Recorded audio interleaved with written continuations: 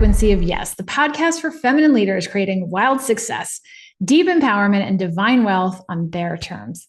I'm Kirstin Carey, and I'm here to alter the energetic architecture of how women build businesses and find their full body yes. In the last episode, I touched on something that I see a lot, the confusion between empathy and somatic intelligence. And recognizing, sensing, or feeling other people's energy is not the same as knowing your own. And if you don't know the difference, you're going to end up making business decisions on someone else's signals, not on your own grounded truth. And this is where so many women especially get tripped up. They wear empathy like a badge of honor. But what they're really doing is they're running their business on unfiltered sensitivity. They're wide open, absorbing everyone else's feelings and mistaking it for their own wisdom. And somatic intelligence is different.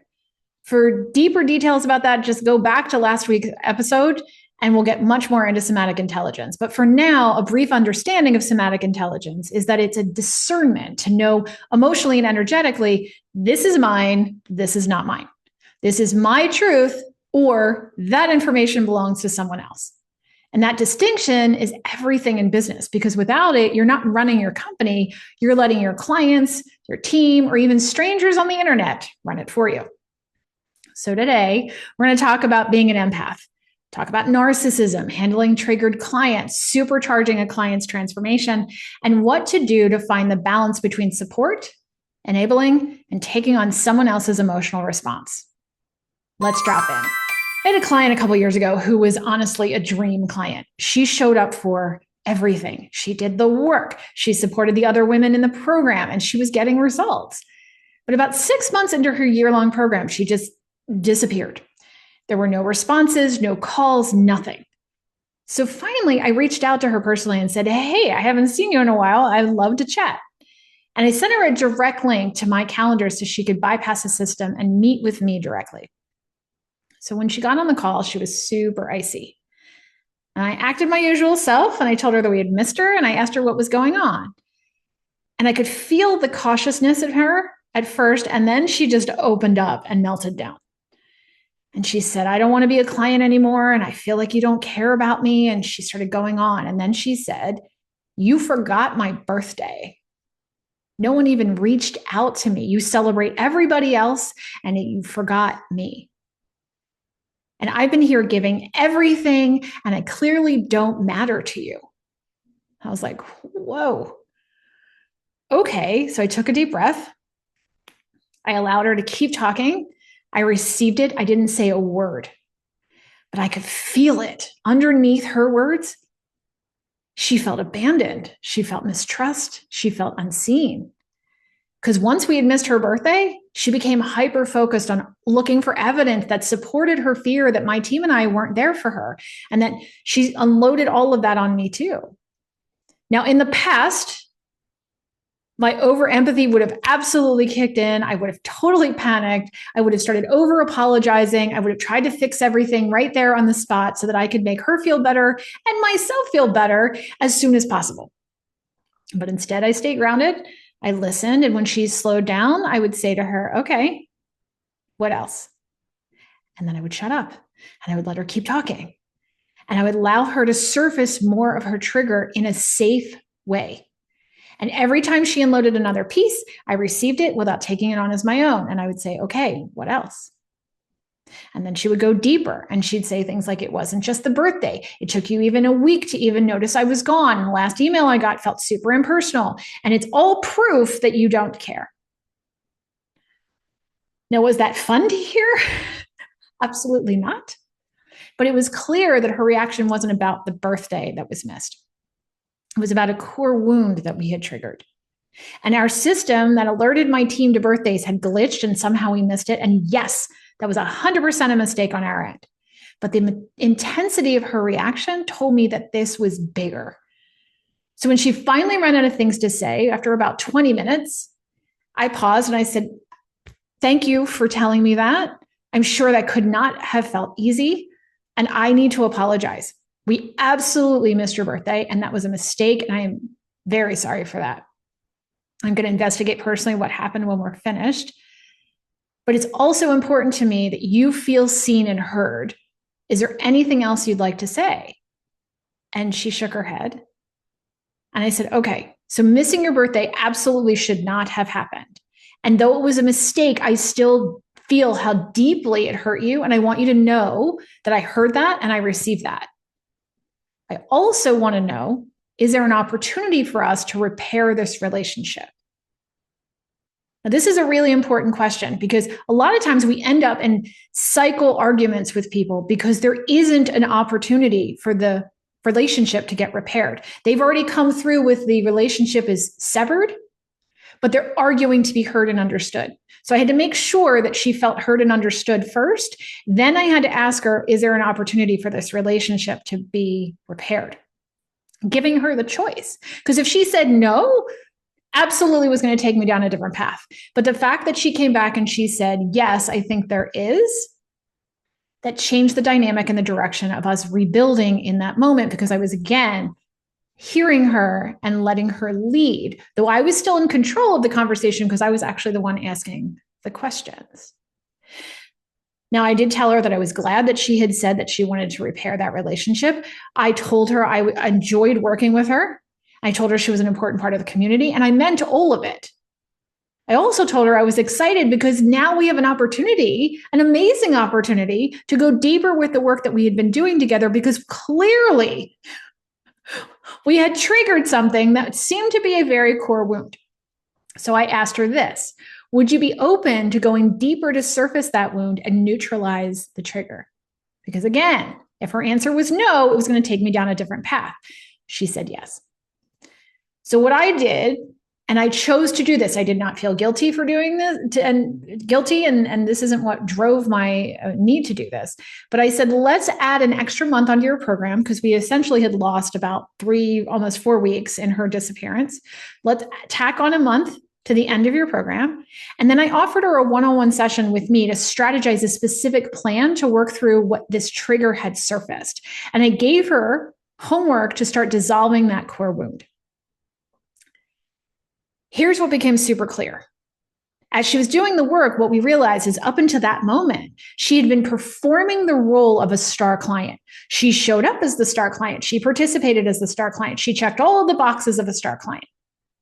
But she wasn't going deeper into the real wounds that were driving her behavior. So because she wasn't going deeper, she wasn't getting to some of the layers underneath where her symptoms were, which is what she came to me to fix in the first place. So the trigger of us missing the birthday cracked open something really helpful and useful in her trajectory. And because I didn't argue with her, I didn't try to tamp down her reaction, I didn't take her pain as my own, I didn't try to make myself feel more comfortable or her in the moment, I just let her feel. We were able to both see that she was carrying layers of abandonment and mistrust underneath all of the performing. And now we had the chance to work on what was really there. And from that point on, she came back, but not at that surface level, the performance level that she had started with us at. She started going deeper. She cracked open the layers that she had been avoiding. Her resistant symptoms started releasing, and then she got results that had been stuck for years. Now, that turning point didn't just repair our relationship, it became an amazing catalyst for her next level of healing at an advanced level. As she went on to join higher level programs within my community, she referred others, she reached her original health goals and beyond. And eventually, she even became a coach on my team. And the reason I'm telling you this story is because this is where empathy can trip us up as coaches. Over empathy on my side would have made me absorb her meltdown as my own, and or it would have stunted her opportunity for growth. Balanced empathy let me acknowledge her pain, hold space for it, stay grounded, and help her use it as a doorway for a higher level of transformation. So many of us become coaches, teachers, healers, because we want to help others bypass the pain that we've once lived through. We turn our own struggles with health or money or relationships or burnout into breakthroughs. And then we feel called to help others find their way too. That's the origin story for so many coaches. We live through a transformation, so we want others to heal faster, easier, and without the same pitfalls and pain for the same transformations. But here's where that goes sideways, because we know the pain oh so well. We sometimes over empathize with the clients and we try to shield them from it. And when we do, we can slip into enabling instead of helping. And I want you to hear this very clearly. Enabling is not helping. Enabling is when you take away someone's opportunity to feel what they need to feel in order to change. And when you over empathize, you may think you're sparing them, but really you're robbing them of the very friction that could have motivated the breakthrough. And a lot of times we do this because we don't want them to feel bad, because we also don't want to feel bad. And support means you stand with them as they feel the pain. Enabling means you carry it for them, and that doesn't serve anyone. So as a coach, it is your responsibility to hold space for others to feel their own frequency and responses, which helps them process and complete their trauma cycle without getting stuck in it. And that's part of your job as a healer or a leader, not to do the work for them, but to create a sacred space for them to do the work. So just like the caterpillar in the cocoon, you cannot do the transformational work for them. You can't climb inside and do it. And if you try to cut them out of the cocoon before they're ready and they break through on their own, that will not allow them to go through the process they need in order to have the strength to break out and to fly. All right, let's talk about empathy and narcissism, because this is a very important part of this conversation. Empathy and narcissism are basically two sides of the very same coin, but neither side is better than the other. Now, society will play out that empathy is the good side and that narcissism is the bad side. That's way too simplistic of a way to look at it. They're not moral categories. They're actually ends of a scale. Balance is the goal. Rolling along the edge of the two sides of the coin is where you actually want to be. So on the extreme side of narcissism, on that side of the scale, you can't accept or even see anyone else's perspective but your own. Most people aren't pure narcissists or pure empaths. They're on a sliding scale. Sometimes you're going to be on one side, sometimes you're going to be on another, depending on the situation, depending on the person, depending on what you're dealing with in that moment. And even pure narcissists aren't necessarily bad people. They simply lack the ability or the interest in understanding how someone else may feel or react to a situation. It's basically a typical 2-year-old. They're great examples of someone who's a narcissist because they see themselves as the center of everything, and your job is to just respond to their very needs. They really don't have the capability to be empathic at this stage. They don't have the ability to put themselves in someone else's shoes. Now, a lot of times when we're dealing with adults, we expect them to know these things. And a lot of times it's because they're triggered back to being a 2-year-old. So when you're on the extreme narcissistic side of the scale, you tend to create conflict. You struggle with relationships and you attract people who can't think for themselves or who hide their truth from you because they push their feelings aside to attend to yours. Now, social media has made it so that the word narcissist gets tossed around constantly these days in the wrong context, often because people truly don't understand what it means. Just because someone disagrees with you or you don't like what they have to say doesn't make them a narcissist. We have to stop throwing that label around so carelessly. Now let's look at the extreme empathy side of the scale.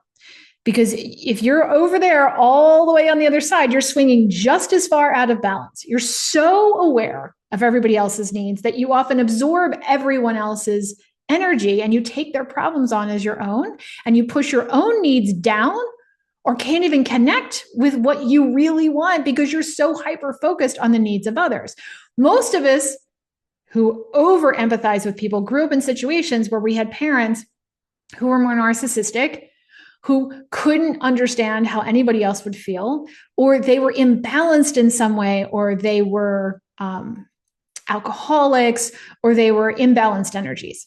So what happens is we fall into the empathetic side because we need to kind of gauge where they are at any given time to know if we're safe. So you become really good, like a superpower level good at understanding the energy of someone else. Now, this can work in your favor, but a lot of times if it's unharnessed, it'll work against you. So what will happen is you'll say yes when you really want to say no, or you'll say no when you really want to say yes, because you're trying to please the other people around you. And you'll make decisions from a place of obligation or guilt and not from groundedness. So you'll suffer for the sake of others. You'll let your own needs go unheard, and you'll attract selfish people who expect you to keep your focus on them. Now, being on the extreme side of empathy is dangerous because it leads to burnout, resentment, autoimmune conditions, anxiety, depression. Your body will eventually show the cost of being out of balance. And if you continue to show up for everyone else around you, what it will do is it will train the people around you not to consider your feelings because they'll think you're perfectly happy, just focused on theirs. So here's something people also don't realize. The further you are on the scale of empathy, the more your frequency will attract people on the other extreme of the scale. So your over empathy is going to pull out their narcissism, even if they're not naturally, intuitively a narcissist. They'll use things like guilt and passive aggressive behavior to get what they want from you. And you'll find yourself in relationships with clients, team members, referral partners, or even in your personal life where you're over giving and they're overtaking. This is how the universe works. It's always seeking balance. The more extreme you are on one side, the more the universe will put the opposite extreme in your field. But when you move towards the center, you shift what you attract because balance will attract balance at that point because the opposite of balance is still balance in that moment. Balance energy calls in balanced relationships. And you'll start to notice that your clients, your partners, even your personal life feel steadier and more reciprocal, because you no longer magnetize the extremes, and neither of you defaults or responds to manipulation to get something from the other. The goal is not to camp out on either side of the scale. The goal is to balance in the center of narcissism and empathy. You need both to find the center. So if you feel that you're being taken advantage of frequently, that's a really good sign that you're too far down the scale of empathy. And if you feel that everyone around you simply just says yes to whatever you want and no one pushes back, chances are high that you're really high on the narcissism scale. And if you don't have people who can reflect back to you when you're going the wrong direction, then you'll end up in places you don't want to be. And your growth will be stunted. So for those of you who lean harder on the side of empathy, balance sometimes means moving closer to the center by adopting what you may think of as a narcissistic tendency. Things like putting your needs first, protecting your energy, saying no when you actually mean no, and saying yes when you really want to say yes. And here's the bonus, not feeling guilty for it. That's not bad. That's healthy. Because when you're in balance, you're able to show up for others without collapsing into them.